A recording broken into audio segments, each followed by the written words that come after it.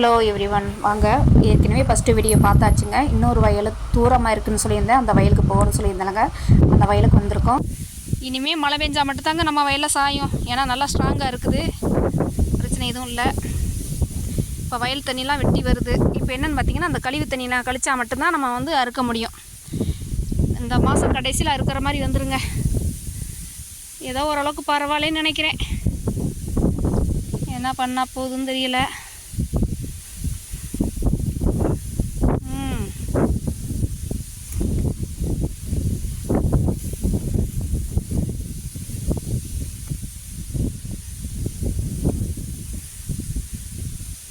இந்த வயல்லையுமே ஃபுல்லாக பார்த்தீங்கன்னா நட்டது தாங்க. நட்டடம் தான் இந்தளவுக்கு இருக்குது. பரவாயில்ல, இதே மாதிரி அடுத்த வருஷம் கொஞ்சம் ஃபாலோ பண்ணிக்கிட்டோம்னா போதுங்க. சூப்பராக இருக்குது.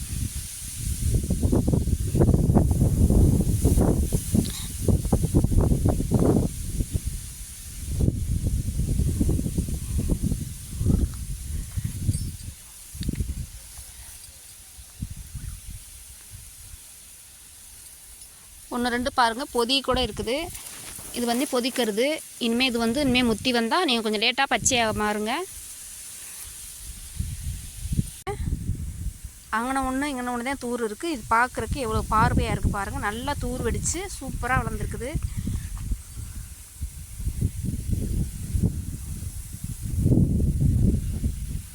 ஆனால் பார்க்குறதுக்கு நெல் பார்வையாக தெரியுது, பார்த்தீங்களா? அதாங்க சிறப்பு.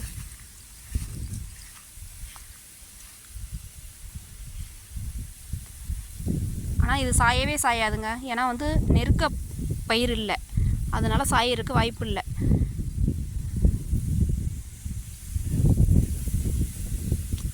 ஒரு தூர்லேயே பார்த்திங்கன்னா ஒரு 5-6 கிளை இருக்குது பாருங்கள்.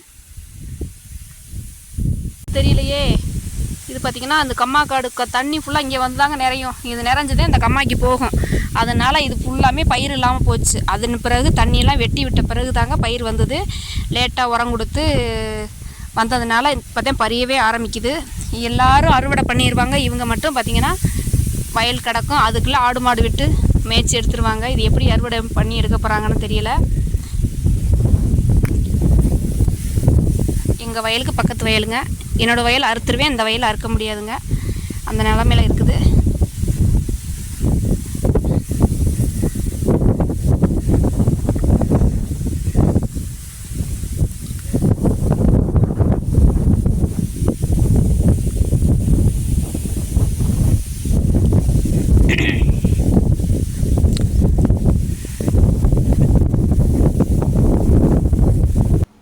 வரப்புலாம் வெட்டி பார்த்திங்கன்னா ஒரு 5 வருஷம் இருக்கும். மாமா இருக்கையில் வெட்டினது. அதுக்கு பிறகு வெட்டவே கிடையாது. நானாக வந்து அந்த களைக்கொட்டு வச்சு கொத்தி எடுத்துக்கிட்டேன். சின்ன சின்ன மம்பட்டி வச்சு நானாக வெட்டி எடுத்துக்கிட்டேன். அவ்வளோதான். தனியாக இனிமேல் ஆள் வச்சு தாங்க வரப்பு வெட்டணும். வரப்பு வெட்டாமல் இருந்து பார்த்திங்கன்னா வயலும் வரப்பும் ஒன்றாயிருச்சுங்க. கண்டிப்பாக அந்த வருஷம் ஆள் வச்சு வெட்டியே ஆகணும். இல்லைன்னா நம்ம வரப்பை பார்த்து கரெக்டாக கண்டுபிடிச்சிடணுங்க. வரப்பு போட்டே ஆகணும். எங்கள் வரப்புக்கும் பக்கத்து வரப்புக்கும் இடையில ஒரு வரப்பு நேரு வரப்பு போய் பாருங்க.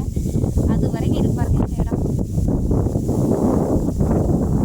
எப்படி இருக்குன்னு சொல்லுங்க. இருந்து தண்ணி இப்போ வந்து எல்லாரும் அறுவடை பண்ணுறதுனால தண்ணி இருக்கக்கூடாது வயலில். அப்போ பார்த்தீங்கன்னா அடுத்த வயலில் வெட்டி இது வந்து கம்மாய்க்கு போகணுங்க. அப்போ பார்த்தீங்கன்னா இந்த வயலை தான் ஃபுல்லாக வந்து நிறைஞ்சு வந்து நிற்கும். இதுவே வந்து அந்த ஆரநார் நெல் இதில் போட்டிருந்தாங்க அப்படின்னா அப்படியே சாஞ்சிருக்கும். இது ஃபுல்லாக அறுக்கவே முடியாதுங்க. விவசாயம் பண்ணி வீணு தான் போயிருக்கும். இப்போ இது வேறு நெல் போட்டு வச்சுருக்கிறதுனால இப்போ என்னாச்சு பார்த்திங்கன்னா தண்ணி நல்லா கட்டுற மாதிரி இருக்குது. அது தண்ணி போகிறதுனா போய்கிட்டே இருக்கலாம், பிரச்சனை இல்லை. ஆனால் அறுவடை பண்ணையில் கொஞ்சம் கஷ்டமாக இருக்கும். கிராம மக்கள் எல்லோரும் ஒத்துழைச்சாங்கன்னா சூப்பராக இருக்கும். ஆனால் யாரும் ஒத்துழைக்க மாட்டாங்க. ஏன் அப்படின்னு பார்த்தீங்கன்னா ஆடு மாடு விட்டு சாய்ச்சிடுவாங்க.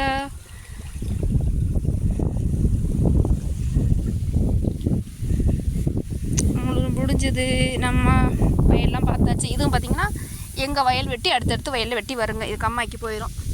இது கம்மாய் தேங்கி இருக்குங்க. தாச்சா இந்த இருக்குது பார்த்திங்களா, அந்த மேடு தான் நம்ம வயல். அந்த இருக்குது அந்த பக்கத்தில் இருக்க பெரிய மேடு.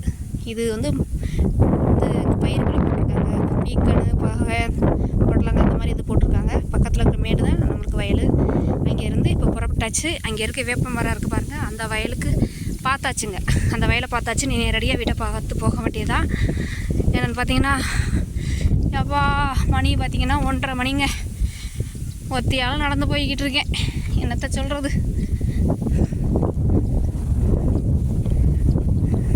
என்ன பார்த்தீங்களா, இதுதாங்க கோரக்கிழங்கு. இந்த கோரக்கிழங்கெல்லாம் பொறுக்கி எடுப்போமா, கொஞ்சமாக எடுத்துக்கிட்டு போகலாம். இது கொஞ்சம் மூலிகை தாங்க, கொஞ்சம் பொறுக்கி எடுத்துக்கிட்டு வீட்டை பார்த்து நடக்கலாம். இது எதுக்குன்னு பார்த்தீங்கன்னா சீகக்காய்க்கு பயன்படுத்தலாம், சோப்புக்கு பயன்படுத்தலாம். அதனால் கொஞ்சமாக எடுத்துக்குவோம். அள்ளி பையில் போட்டுக்குவோம், பார்த்தா மறப்பாமல் இருப்போம். பார்த்தீங்களா இது எப்படி இருக்குது பார்த்தீங்களா உங்களுக்கு.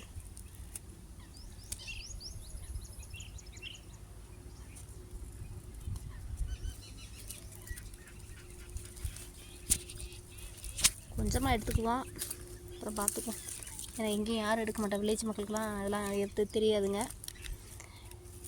அது தேவையில்லாத கிழங்கு நினைப்பாங்க. நம்மளுக்கு சோப்பு தயார் பண்ணுறோம், ஹேர் ஆயில் ரெடி பண்ணுறோம், அதனால் நம்மளுக்கு தேவைப்படுது, நம்ம எடுத்துக்கலாம்.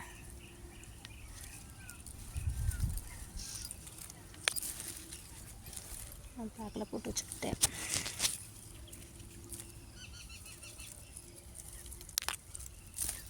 போதும். அன்றைக்கி விறகு இருக்குதுன்னு சொல்லியிருந்தேன் பார்த்தீங்களா, அந்த இடம் தாங்க. அதை சுத்தம் பண்ணி மரஞ்செடி விற்கிறதுக்கு பிளான் பண்ணி இருக்கலங்க. அந்த இடத்த காமிக்க போகிறேன்.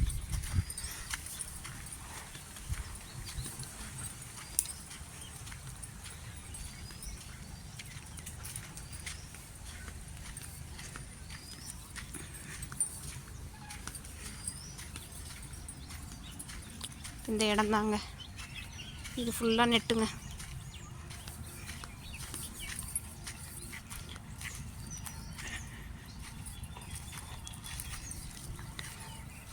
தண்ணி இது இந்த கல் அறுத்தாங்க எங்கள் சொந்த நிலத்தில். அது மண் வெட்டின இடங்க இது.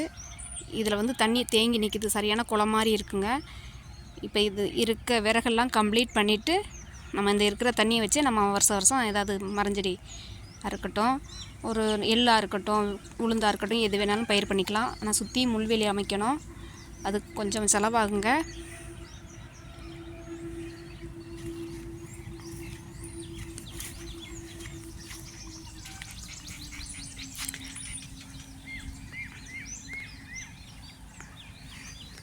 அந்த லாஸ்ட் எண்டு வரைக்குங்க, அந்த வேலிக்கருவை இருக்குது பாருங்கள் தூரமாக, அது வரைக்கும்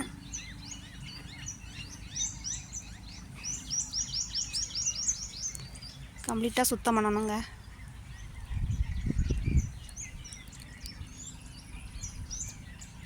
இதுதாங்க, இது ஒரு மூலிகை செடிங்க. இது என்ன செடி பார்த்தீங்களா, தெரியுதாங்க? இதாங்க கண்டங்கத்திரிக்காய். இதில் குழம்பு செய்யலாம். இதை காய வச்சு பொடி பண்ணி நம்ம சாப்பாட்லேயும் பிரட்டி சாப்பிட்டுக்கலாங்க. காய்கள் நிறையா காய்ச்சி கிடக்குது.